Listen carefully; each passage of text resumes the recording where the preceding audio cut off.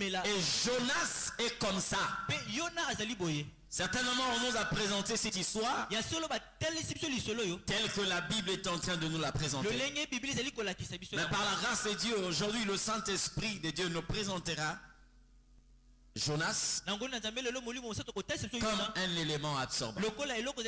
C'est un prophète que Dieu reconnaît, que les hommes ont aussi reconnu. Jonas chapitre 1. Du verset 1 jusqu'au verset 6.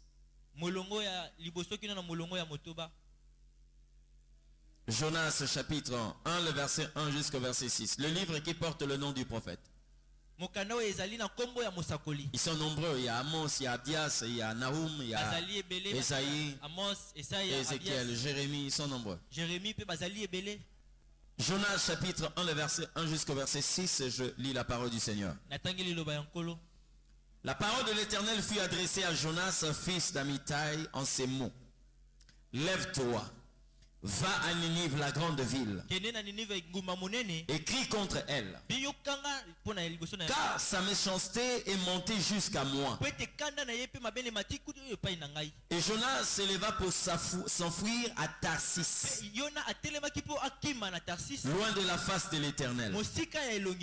Il descendit à Shapho, et il trouva un navire qui allait à Tarsis. Il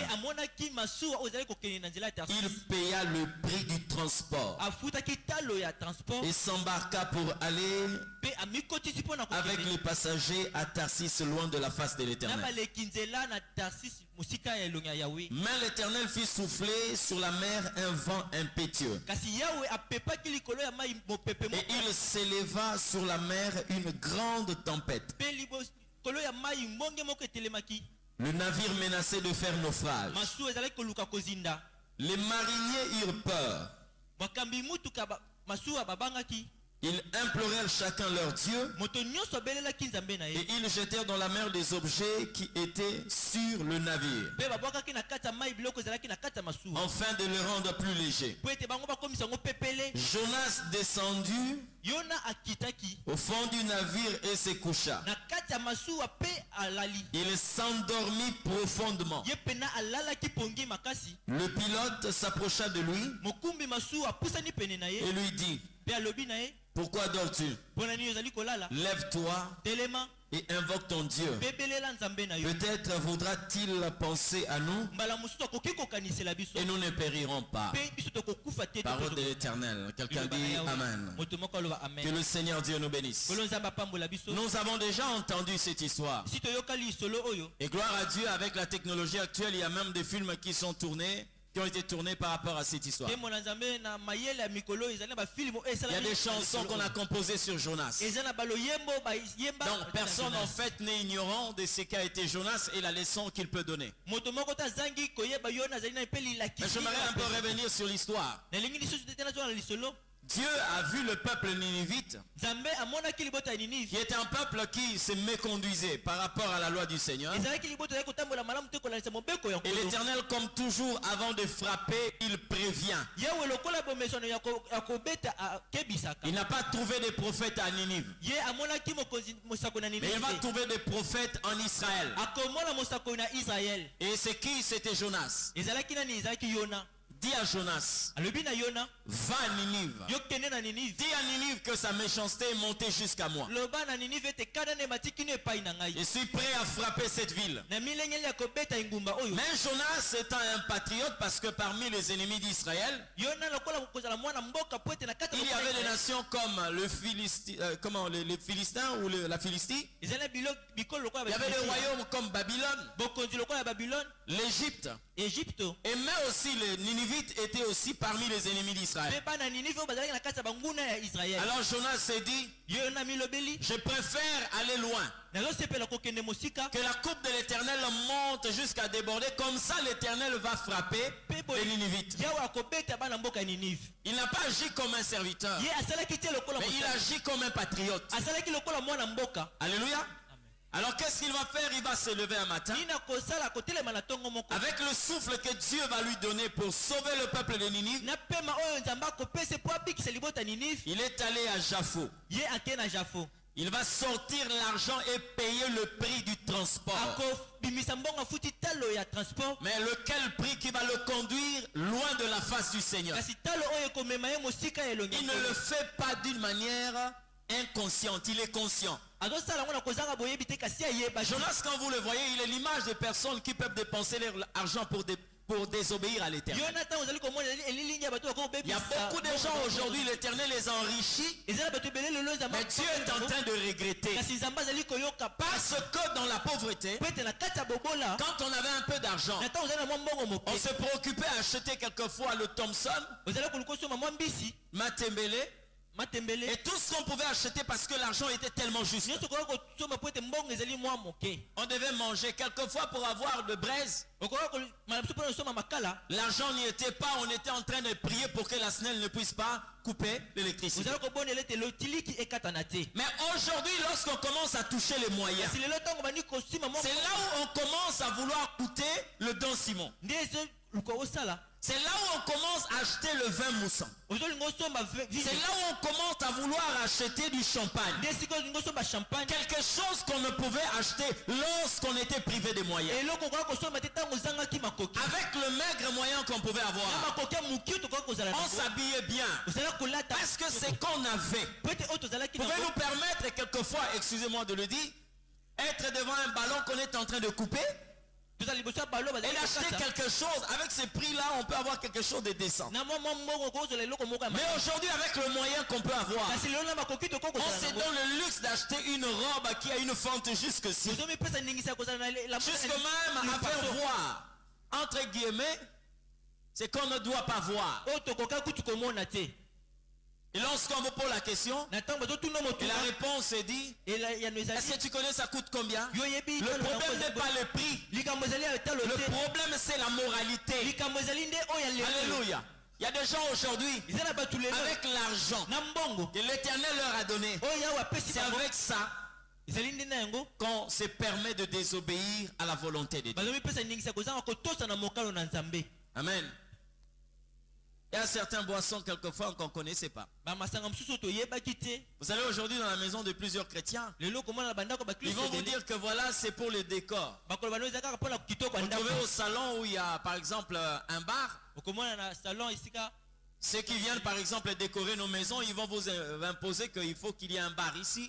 Et quand il y a un bar, il faut qu'il y ait une vitrine là où on doit normalement exposer des liqueurs. C'est pour le décor. Mais ce qui est pour le décor, un jour il y a quelqu'un qui va réclamer ça. Est-ce que tu peux me dire ça? C'est quel whisky? Passeport? Est-ce que je peux avoir un verre? Oui, il veut venir te rendre visite. Et lui il veut prendre ça. Et en tant que visiteur, il a droit à cela.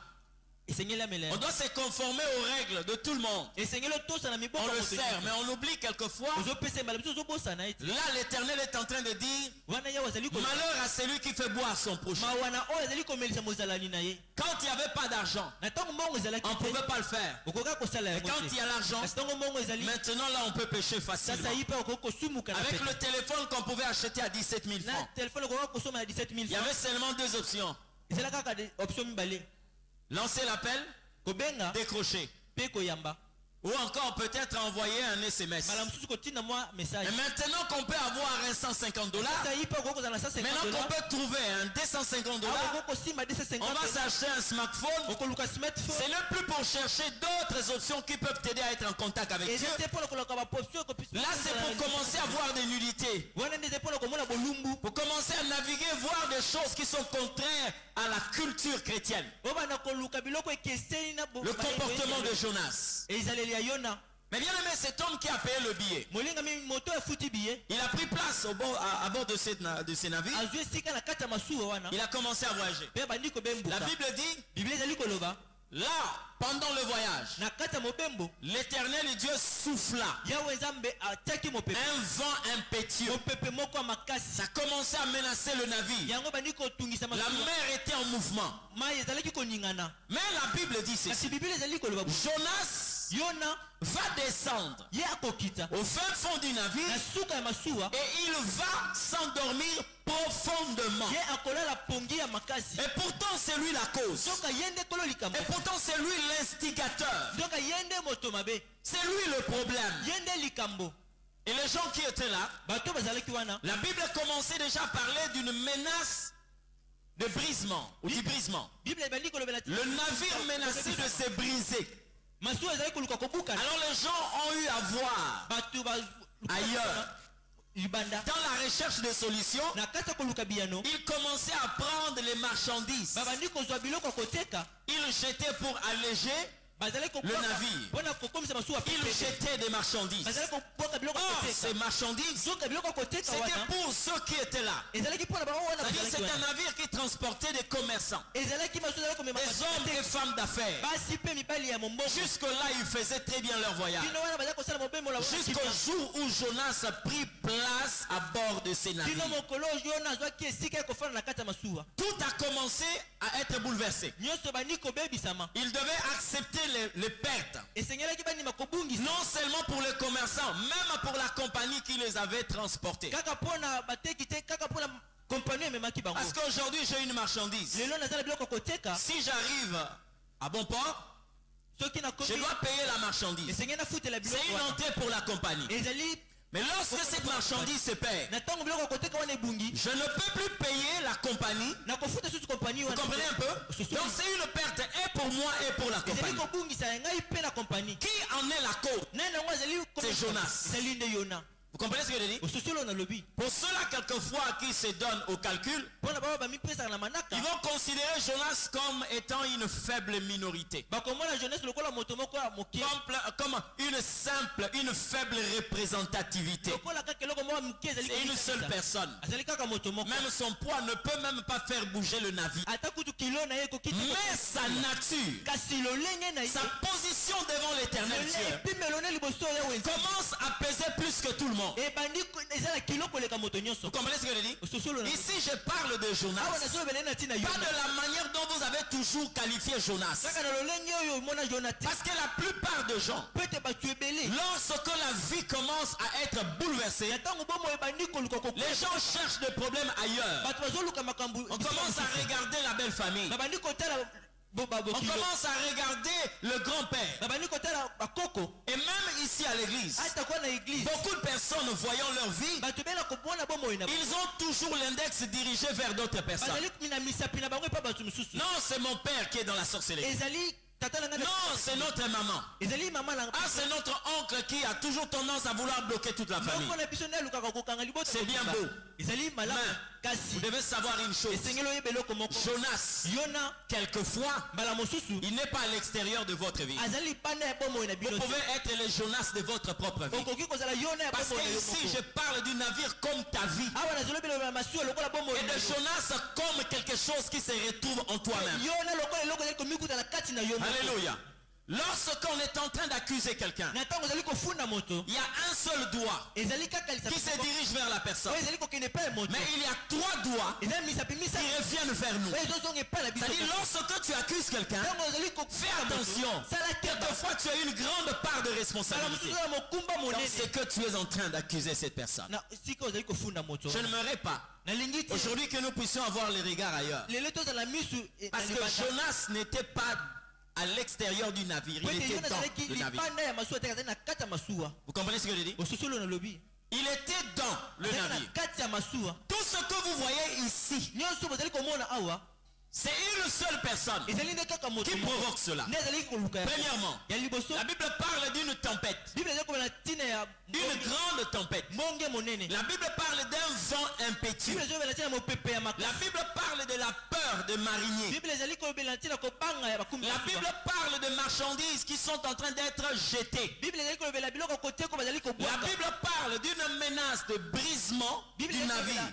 Tout ça, c'est une seule personne. Jonas.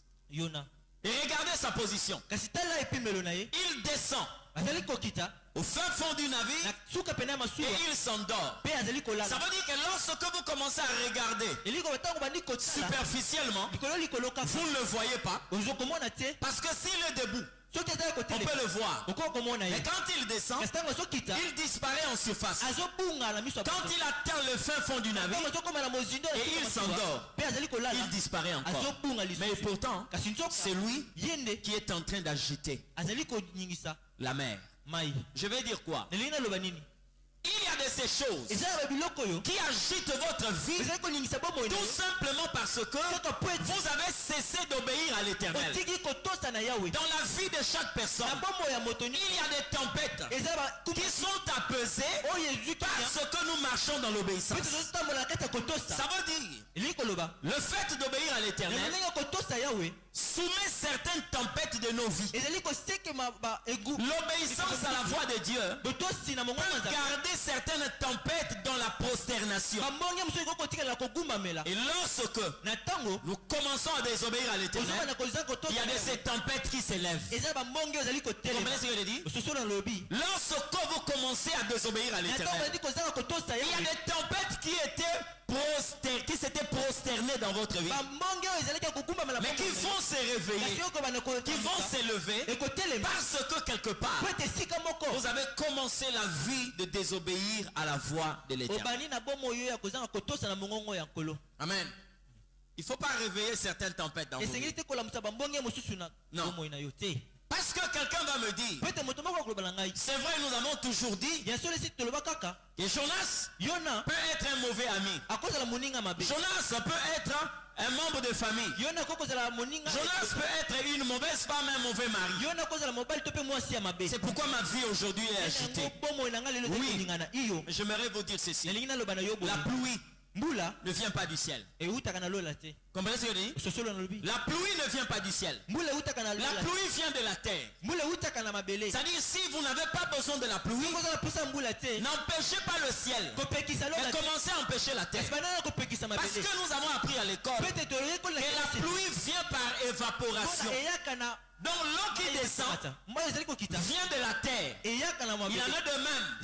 Beaucoup de vies ne sont pas agitées par des choses de l'extérieur. Beaucoup de vies sont agitées par ce qui est intérieur. Amen.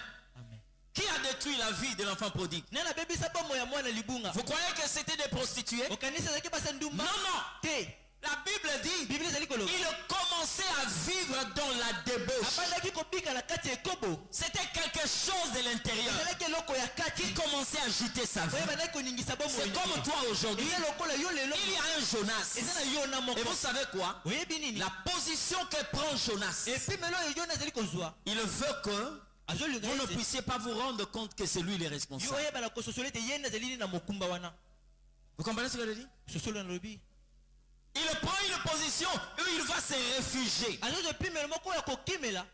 les profondeurs. Dans les profondeurs. C'est-à-dire quand vous le cherchez superficiellement, vous ne le trouvez pas. Amen. Mais je bénis Dieu. Parce qu'ici, il y a eu un homme responsable. C'était qui? Le chef des mariniers. C'est lui que les marins appellent le capitaine. Dans d'autres versions, on l'appelait le pilote. Il pouvait aussi se donner à la panique. Il pouvait aussi céder à la panique comme tout le monde. Mais il est resté, il a commencé à vérifier l'équipage. Non. On dirait qu'il y a quelque chose qui ne va pas. On dirait qu'il y a quelqu'un qui n'est pas ici. Il est descendu dans les profondeurs du navire. Là, il va trouver Jonas. J'aimerais dire à une personne, il y a beaucoup de péchés, il y a beaucoup de mal qui ont quitté quelquefois le superficiel. C'est dans ta vie, mais dans les profondeurs. Quelquefois, toi-même, tu ne t'en rends pas compte. La chose qui est en train de bouger ma vie, c'est cette chose-là que tu peux qualifier d'une minorité faible, une faible représentativité, mais c'est la chose qui agite ta vie. Amen. Être responsable dans la vie, ce n'est pas seulement le fait d'avoir une femme et des enfants. Parce que j'ai souvent entendu des gens parler, moi je suis responsable. Et quand tu lui poses la question de savoir, qu'est-ce qui justifie ta responsabilité? Oh non, j'ai une femme et des enfants. Non, cela ne suffit pas. La véritable responsabilité dans ta vie, c'est lorsque tu sais revoir ta vie en détail. Comment l'enfant prodigue a été sauvé? C'est lorsqu'il a fait une introspection. Or il pouvait aussi se dire, c'est la femme là qui est la cause de ma chute. C'est elle en fait qui a provoqué tout ça. Non. Mais il a laissé tout ce monde là. La Bible dit, ayant rentré en lui-même. Toi tu dois faire une introspection. Regarde bien ta vie. Plonge et regarde dans ta propre vie. Tu vas te rendre compte que Jonas est dans ta propre vie. Jonas peut être un comportement qui fait de sorte que tu puisses tout perdre. Une femme à qui Dieu a donné la beauté, l'intelligence, une belle forme, un beau teint, une bonne manière quelquefois d'articuler. Mais toute cette beauté-là, la désobéissance peut annuler tout ça. Voyez? Vous posez la question de savoir, mais comment cette personne avait été chassée du travail? Et pourtant il est intelligent. Et pourtant il travaille bien. Mais quelquefois, il y a une seule chose que la personne est en train de garder. Comme Jonas, c'est ce qui agite sa vie. Mais quand on ne sait pas pourquoi on a été licencié, quelquefois on accuse d'autres personnes. Oh non, il m'aime pas. Parce que je ne suis pas de sa tribu. Mais tu as oublié que malgré tes capacités, malgré ton intelligence, mais tu n'es pas soumis à l'autorité. Ce n'est pas ton travail. Il y a une relation de subordination. Il y a un chef et il y a des subalternes. Quel que soit le multiple service que tu peux rendre. Mais quand tu manques par exemple du respect à celui qui est en train de diriger votre service, et que cette personne prend la décision de vous licencier, vous allez accuser le diable? Non. Ne regardez pas toutes ces qualités que vous avez, mais regardez Jonas. Jonas a fait de sorte que tout le monde puisse s'appauvrir dans le navire. Amen. Il y a quelque chose qu'il faut voir. Et Jonas, quand il est dans ta vie, il ne reste pas là en surface, non. Il cherche toujours à atteindre les profondeurs.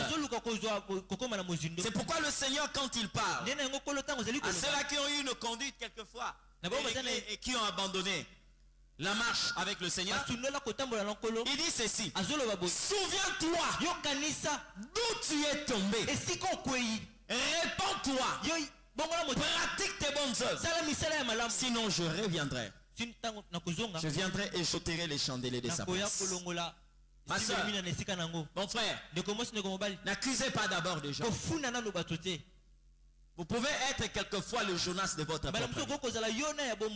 Jonas est un passager parmi plusieurs passagers. Un passager parmi plusieurs. Mais quelquefois c'est lui la cause, le problème. Bien aimé. Oh non, pourquoi il anéantit tout ce que j'ai comme qualité et il va se cramponner seulement à un seul défaut? Oui, Jonas travaille comme ça. Au père de l'Ibala, la personne qui va te garantir, ce n'est pas cette femme qui va te maquiller, non. Parce que ce qui fait la femme pour Dieu, ce ne sont pas les Brésiliennes. Non. Non, il faut une Brésilienne, il faut... Non. Tu peux avoir une Brésilienne. Tu peux t'habiller je sais pas comment. Mais lorsque tu n'as pas la soumission, cela va te trahir. Comprenez ce que je dis? Cela va trahir. On a souvent l'habitude de regarder ailleurs parce que quand vous tâtonnez, quand on cherche des solutions ailleurs, on finit par perdre ce qu'on pouvait garder. Il y a beaucoup de personnes aujourd'hui. Dans ton cas, le problème, ce n'est pas de chasser le diable. Ce n'est pas de jeûner. Ce n'est pas de recevoir l'onction d'huile. Non, identifie seulement Jonas. Identifie Jonas. Amen. Et pour identifier Jonas, il faut descendre. Il faut descendre dans les profondeurs. Vous allez le chercher. Vous savez quoi? J'ai eu à connaître une situation. J'en ai déjà, je crois, parlé ici. C'est une soeur que je connaissais, un frère que je connaissais. Mais cette soeur devait se marier un samedi. Écoutez-moi très bien. Devait se marier un samedi. Elle était chez ses parents. C'est là où elle vivait. Je crois depuis un certain moment, ça pouvait faire un mois. J'avais fait un voyage à Pointe-Noire. Et pendant que j'étais là-bas, et ce couple-là devait se marier parce qu'ils étaient fiancés. Le vendredi, le jeudi, la femme est, bon, c'est un quartier, c'est comme si la femme est vers Mongafula, l'homme est ici. Et la femme est chez leurs parents de mariage. Et elle dit aux parents que je vais passer cette nuit chez nous à la maison. Ce qui était normal. Peut-être les dernières consignes, on veut parler avec maman et papa. Ça, c'est normal. Mais à la maison, on sait que la femme est chez les parents. C'est ce jeudi-là que la femme va passer nuit chez son ancien amant. Vous comprenez ce que je dis? Elle passe la nuit chez son ex. Toute la nuit et le matin, elle se présente, c'est un vendredi le matin. Elle rentre chez ses parents. Normal, ça s'est bien passé, très bien, ça s'est bien passé. Mais à la famille là-bas, on sait qu'elle est là-bas. Et là-bas, on sait qu'elle a passé nuit là-bas. Or, entre les deux endroits, elle a passé nuit ailleurs. Écoutez-moi très bien. Écoutez-moi très bien. Parce que ce genre de choses commencent à un certain niveau. Vous ne vous rendez pas compte que les navires commencent déjà à bouger. Je ne veux pas dire le nom de la sœur ni encore du frère ici. Mais le samedi matin, l'homme est allé se faire coiffer. La femme au salon. Les gens devaient se présenter à l'église. 12h, 13h, 15h, les gens commençaient à venir. Déjà vers 14h, l'église était pleine à craquer. À 14h, l'église est tombée. Les gens étaient là. Bien aimé, ce que je vous dis là, authentique, moi j'ai vécu ça comme ça. Comme ça. 14h30, le culte commence. Le marié devait normalement quitter là et venir à l'église. L'homme a fini, la femme aussi, presque vers la fin. On appelle le chauffeur. Le chauffeur démarre le véhicule. Le véhicule ne répond pas. On a regardé partout. On a vérifié tout. Correct. Démarrer. Non. On change de batterie. Ça démarre pas. Rien, alors rien. 15 heures. Qu'est-ce qu'il faut faire? Ah non, appelez le frère tel. On appelle le frère tel. Ah, on a besoin de la voiture d'urgence parce que nous devons décoller. Oh, il n'y a pas de problème. Le frère démarre. Il sort. On va laver la voiture rapidement pour qu'on puisse aller prendre les mariés. Dès qu'il sort là, une panne terrible. Le véhicule, on ne sait même pas le dépanner. Troisième personne. Il dit que je suis là, il y a un problème, on venait même de vider l'huile, donc on est tenté de faire l'entretien. Mais on est tenté de chercher où est-ce qu'on peut mettre la main sur... quatrième véhicule, même problème. L'heure avance. Le pasteur dit bon. Nous sommes là, il y a déjà des pasteurs, il y a des invités, il y a presque tout le monde. Prenez même un taxi. Parce que là-bas au moins il y a des taxis pas comme ici. Hein? Prenez même un, dans de toute façon, c'est un cas de force majeure. Authentique. Ils ont cherché des taxis. Aucun taxi n'a accepté. Aucun. 16 heures. Le modérateur est fatigué. Les gens qui étaient venus depuis 14 heures, nous étions là. 16h30.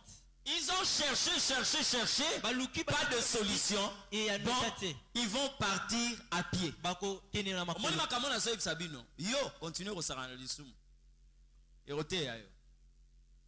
Les gens qui ont quitté, ils ont quitté dans une distance depuis Saint-Louis jusqu'ici à pied.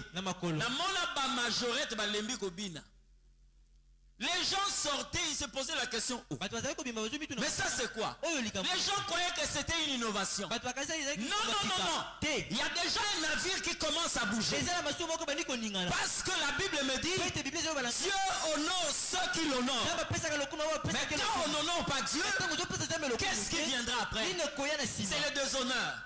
Quand tu déshonores Dieu, Dieu va te déshonorer. Alléluia. Ils sont avancés, ils s'avançaient. J'ai vu encore le frère. Excusez-moi, je voulais même dire ça, non. J'ai vu ce frère avec une chaussure pleine de poussière. Oh, heureusement encore qu'ils ont choisi un salon qui n'était pas loin de l'église.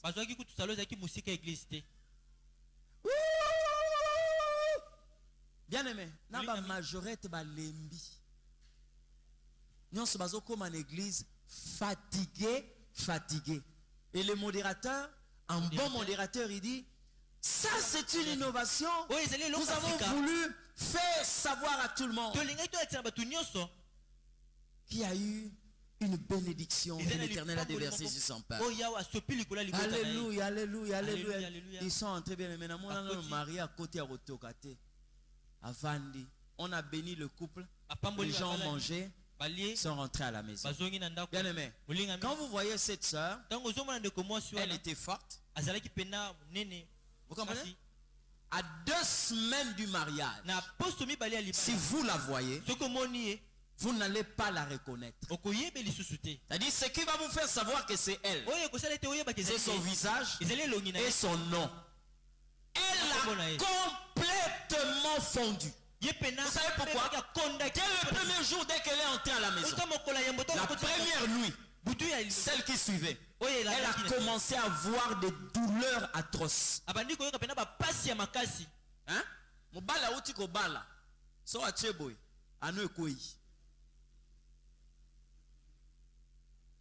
Elle s'est tordée au lit à cause de ces douleurs.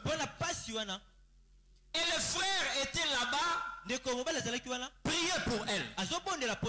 Les frères priaient, non, pas son mari. D'autres frères de l'intercession venaient prier pour elle. Dieu lui a dit, dis à ton mari ce que tu as fait. Bien aimé, dans 2 semaines,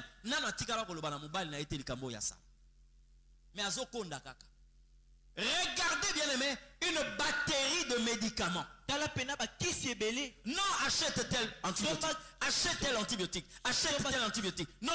Si ça ne tient pas, prends ça.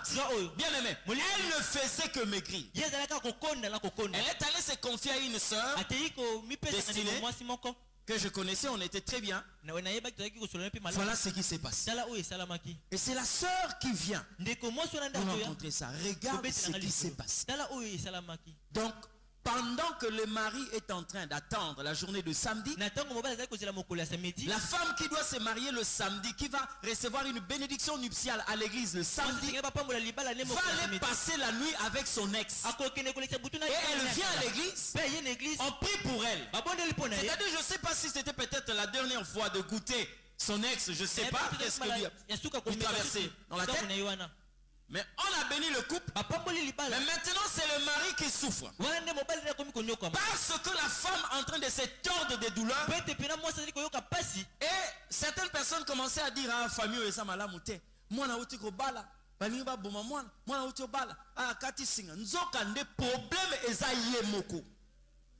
problème c'est elle. Et elle est en train de se confier à Destinée pour dire, je ne sais pas comment je vais dire ça à tel.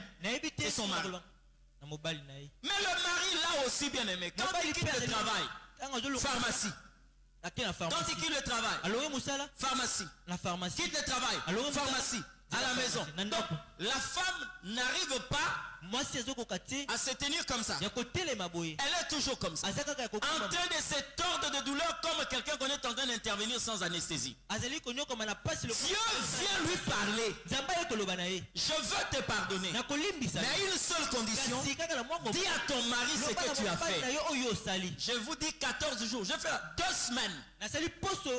Après leur mariage. 2 semaines je fais à Point Noir. J'ai quitté Point Noir. Cette sœur n'a jamais dit à son mari. Mais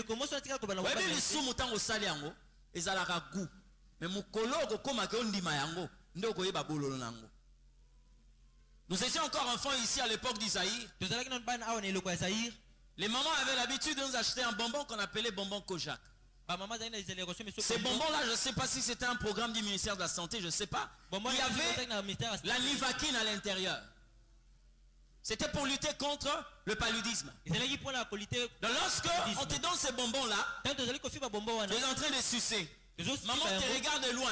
Dès qu'il se rend compte que le volume commence à diminuer, aller vers la feuille, il te dit, viens ici. Reste ici à mes côtés. Parce que quand tu vas goûter cette couche-là, tu vas vouloir jeter. Avale ça. Parce que sombela qui a pour la malaria. Si tu as un vrai goût dans le suka. Hein? C'est comme le péché. Je l'ai dit beaucoup de personnes. Aujourd'hui, vous êtes en train d'accuser la famille. Vous êtes en train d'accuser des collaborateurs. Vous accusez des chefs au travail. Mais le problème vient de vous-même.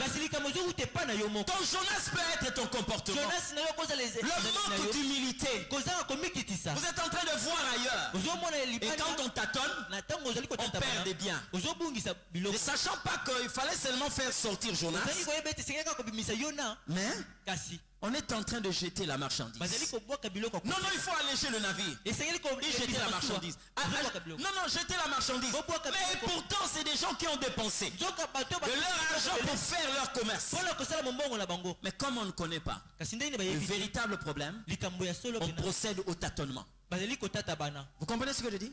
On procède au tâtonnement.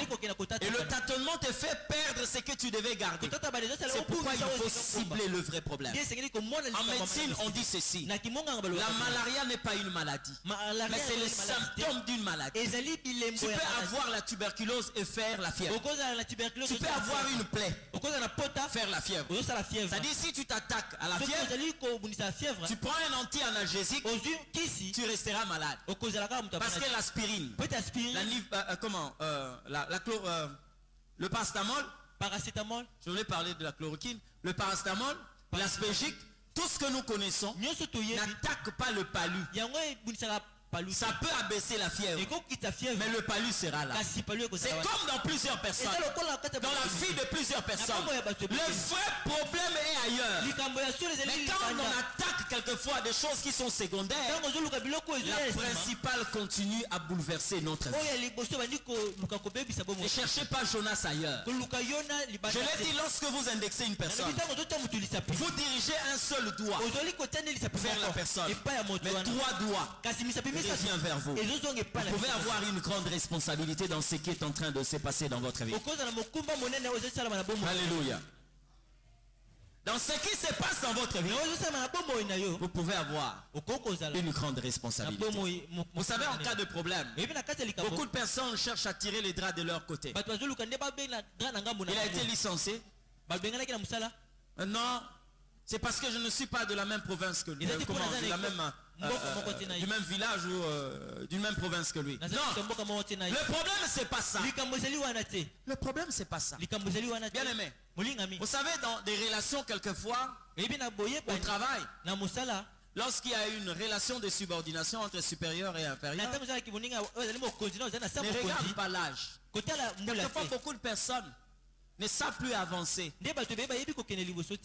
dans leur carrière professionnelle parce qu'il amène l'âge au boulot. Tu peux avoir un chou que toi.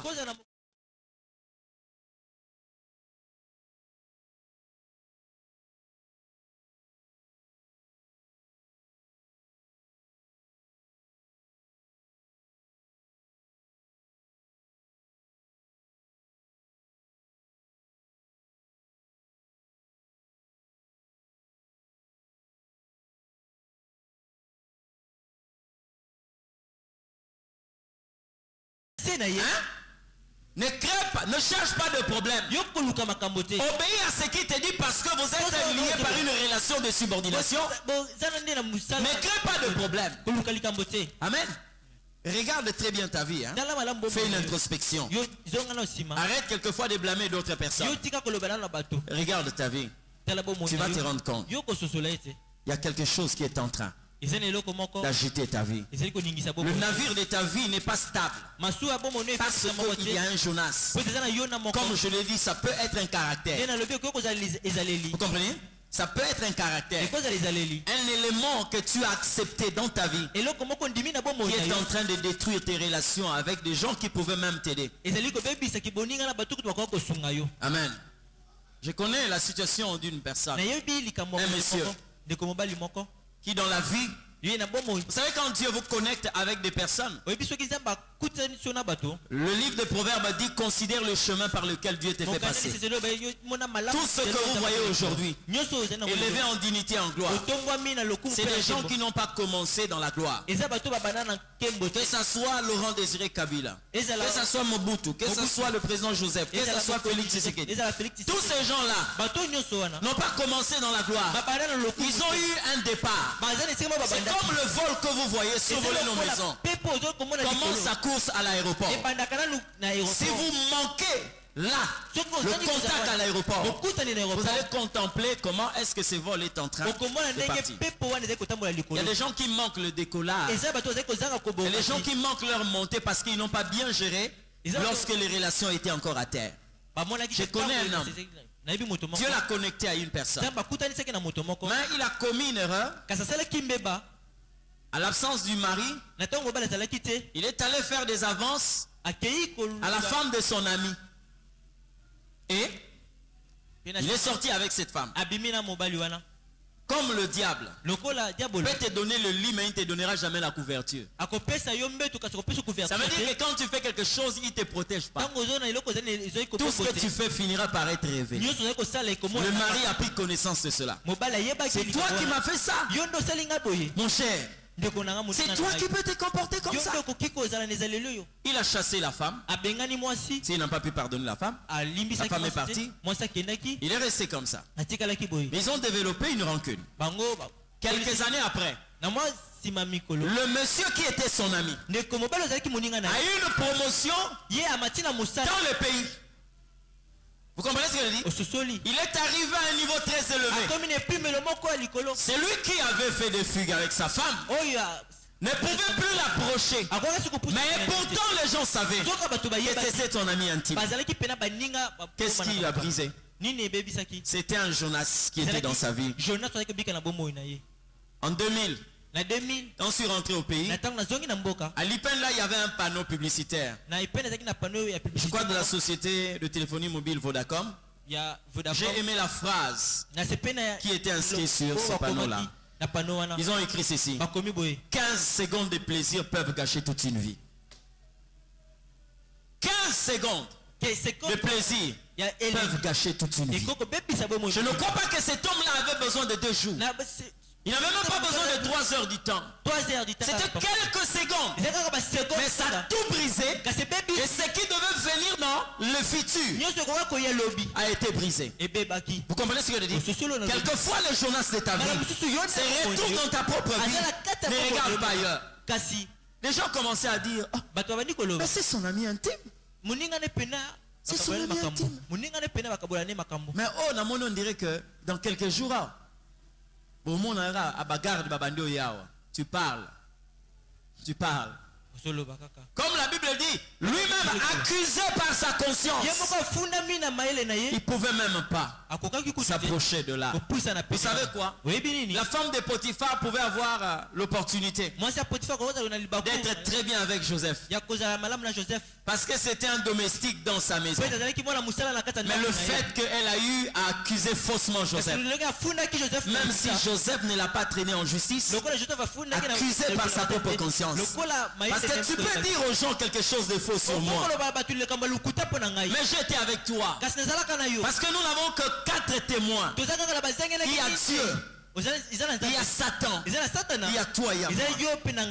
Dans ta conscience, tu sais que ce que tu dis là n'est pas vrai. Mais entre temps, tu ne peux plus t'approcher de la personne, parce que le diable t'a présenté un vilain plaisir pour quelques secondes, et c'était pour détruire toute ta destinée.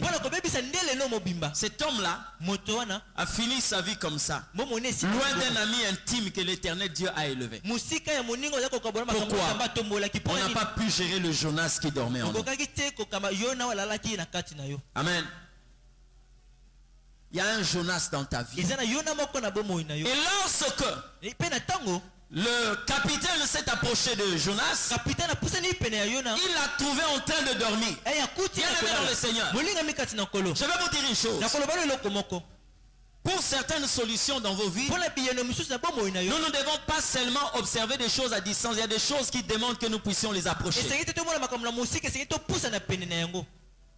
Et quand vous le voyez dormir,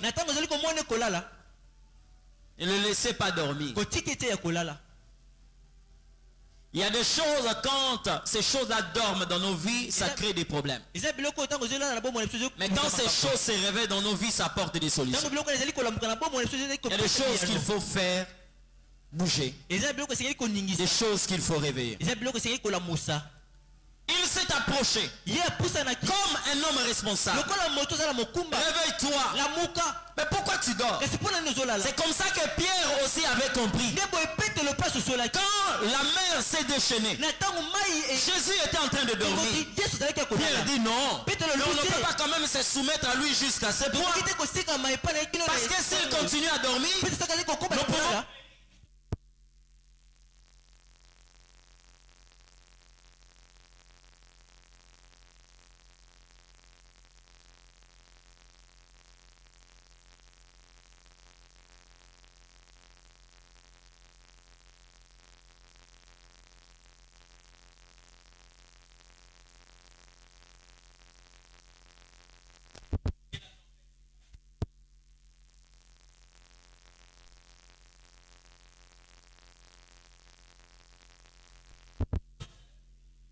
na tango zali kofunda bato ebele yona na bomo ina yo akoki kozala mbala mosusu kozanga kolimbisa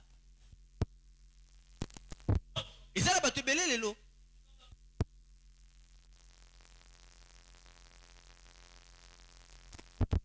kasi tango Yesu apesi malakisi na yo teli bolimbisi alobaki nini bolimbisi d'un arbre que nous sémons, Tu ne peux pas recevoir le pardon si tu n'es pas capable d'accorder le pardon à ceux qui t'ont offensé.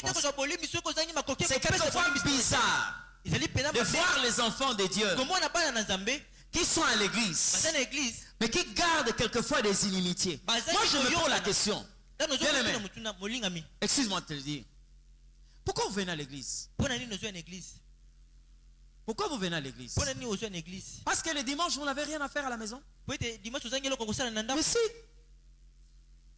vous pouvez revoir quelquefois votre garde-robe. Vous pouvez revoir certains dossiers. Parce que vous allez travailler le lundi. Pourquoi vous venez à l'église? À l'église, nous venons solliciter le visa qui nous donne accès au royaume de Dieu. Et nous devons bien regarder. Est-ce que la manière dont je m'approche de Dieu, je peux mériter la vie éternelle? Je l'ai dit une fois ici. Il y a des gens qui attendent Dieu sur terre, mais que Dieu n'est pas en train d'attendre au ciel. Comment c'est possible que quelqu'un qui se présente devant Dieu, mais qui n'a pas un corps qui pardonne? Comment c'est possible? Quelqu'un peut faire 2 mois, 3 mois, 1 année. On est en froid avec quelqu'un. On ne se parle pas avec un membre de famille, avec un frère ou une soeur de l'église. Je vous ai dit une fois, j'ai entendu quelqu'un lors d'une discussion en train de dire à une 3e personne, Yenanga tolobanaka na likolo. Likolo oyo lobaka wana eza nani? Hein? Ngana ye tolobanaka na bokoke lobana likolo wapi? Likolo bino botongaki. Hein? Mais c'est comme si on vous a pas expliqué. Qu'est-ce que le ciel? Alléluia. Le ciel, ce n'est pas ce que j'ai entendu parler. Que ces jours-là, certains commenceront à dire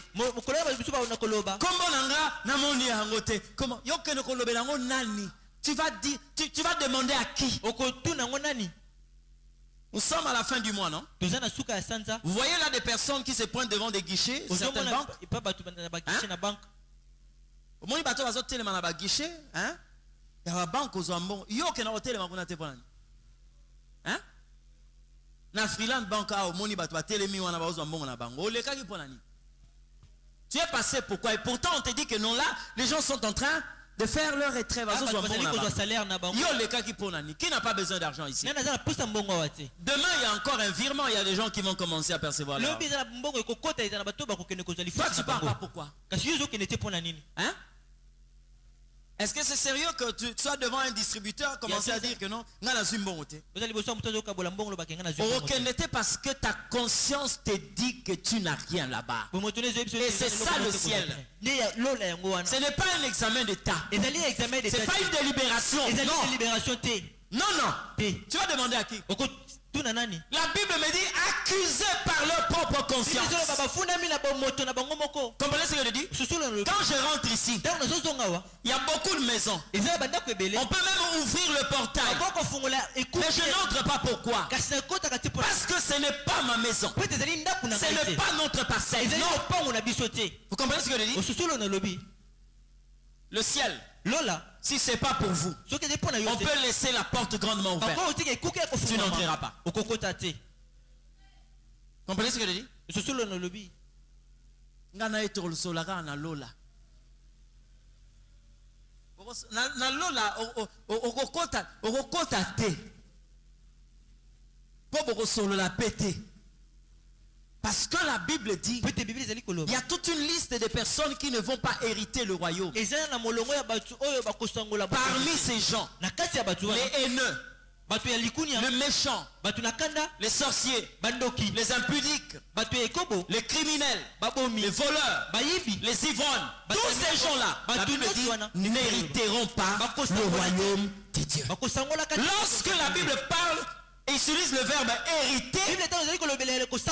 Le verbe hériter est propre à ceux qui ont une qualité d'héritier. Quand on n'est pas hérité, on ne peut pas hériter. C'est normal. Il y a un papa qui est décédé, qui a laissé 3 parcelles. Et c'est le papa de votre quartier. Tu entends là-bas qu'il y a une réunion. Les héritiers sont là en train de faire une réunion de famille de manière à partager l'héritage. Tu pars pas là-bas pourquoi? Pourquoi tu pars pas là-bas? Pour dire que non, ça peut porte mon coup. Pourquoi? Parce que tu n'as pas le sang de cette famille. Tu n'es pas compté parmi les héritiers. Si tu ajoutes de la sorte pour une famille dans votre quartier, tu agiras de même en ce qui concerne le royaume. Parce que ceux-là qui doivent hériter le royaume ont l'ADN du royaume. Amen. Le Jonas peut faire de sorte que les gens oublient tes qualités. Beaucoup de personnes aujourd'hui n'ont plus d'amis à cause de Jonas. Parce qu'on sait que lui c'est la calomnie, la médisance, c'est l'orgueil. Quand on est avec lui, il n'y a que le moi. S'il y a quelqu'un qui s'habille bien, c'est lui. S'il y a quelqu'un qui est intelligent, c'est lui. S'il y a quelqu'un qui a beaucoup d'argent, c'est lui. S'il y a quelqu'un qui parle bien, c'est lui. Et quand c'est comme ça, les amis découvrent ces Jonas dans ta vie, ils commencent à se retirer. Amen. Et quand on ne sait pas que c'est Jonas, on accuse d'autres personnes et on voit le problème ailleurs.